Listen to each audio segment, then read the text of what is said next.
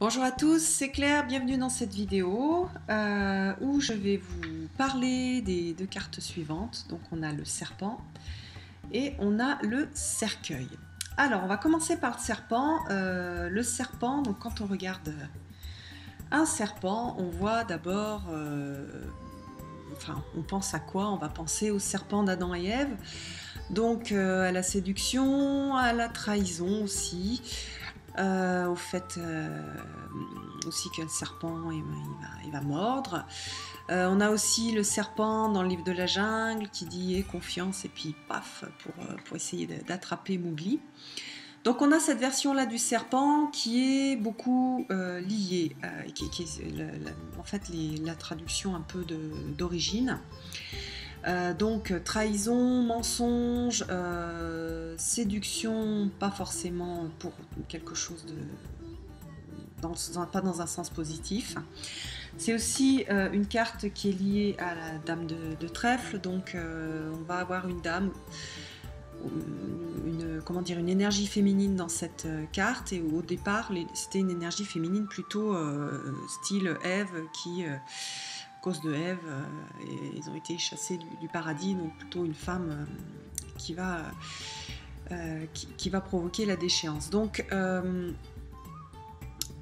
moi j'utilise en fait cette signification de trahison, de mensonge de façon négative, mais la signification de séduction, pas forcément de façon négative, pour moi c'est neutre, c'est quelque chose qui va être séduisant, une idée séduisante, une maison séduisante, une femme, un homme séduisant, voilà, donc sans que ce soit, sans qu'il y ait une intention derrière.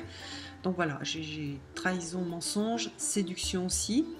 Et puis, on voit, ça c'est intéressant dans le celtique le normand, où là on a deux serpents, un qui a l'air dangereux et un autre qui est plutôt un serpent de transformation. Le serpent, avec le temps, donc il a été, on l'a plus vu en tant qu'un animal qui change de peau quand il a suffisamment grandi, ou quand voilà, il renouvelle sa peau. Donc on a cette notion de transformation qui est très développement personnel. Donc moi je l'utilise aussi, j'utilise les deux en fonction des tirages que je fais. Je vous conseille, si vous débutez, d'en choisir une, parce que c'est compliqué en fait d'utiliser les deux significations. Donc stabilisez déjà une, choisissez une des deux, celle qui vous parle le plus, c'est-à-dire si vous voyez un serpent, est-ce que ça vous évoque plutôt de la trahison ou de la transformation? Voilà, c'est à vous de choisir. Donc voilà, dans les jeux, on va retrouver, par exemple dans celui-là, on voit la séduction, on a une belle femme, et on a aussi le serpent. Au niveau santé, un serpent, si on regarde comme ça, c'est un tube enroulé. Donc on est sur plutôt les intestins. Donc voilà pour le serpent, tentation, trahison, déception, séduction, positive ou négative sans que ce soit... Voilà. Plutôt aussi c'est une carte qui va représenter une femme. Très souvent quand on fait un tirage et qu'on cherche l'autre femme, quand il y a une histoire de tromperie, on utilise en fait cette femme-là pour représenter l'amante. Au niveau spirituel, donc transformation, avec quelque chose de beaucoup plus positif. Voilà, donc ça c'est... on est sur le serpent. Est-ce que oui, je vous les ai tous montrés. Maintenant, on va regarder le cercueil. Alors, le cercueil, quand vous voyez un cercueil, vous pensez à la mort. Donc, c'est la mort. Pas du tout la mort littérale du corps. Ça, je n'utilise jamais comme ça. Pour moi, c'est vraiment pas... les cartes sont pas faites pour faire ça. Donc, indiquer que quelqu'un va mourir, ça n'a aucun intérêt. Et voilà. Et en plus, pour moi, c'est impossible à travers les cartes. Donc la mort de quelque chose, la mort d'une idée, la mort d'une ancienne vie, la mort d'un projet, la mort d'une relation, la mort, voilà, ça va être ça.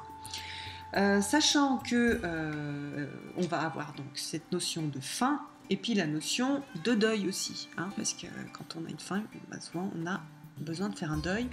Sur les cartes traditionnelles, on a un drap noir qui indique... alors, le drap noir, quand moi j'ai le drap noir, pour moi c'est la mort de ce qui est du côté du drap noir, donc quelque chose qui meurt.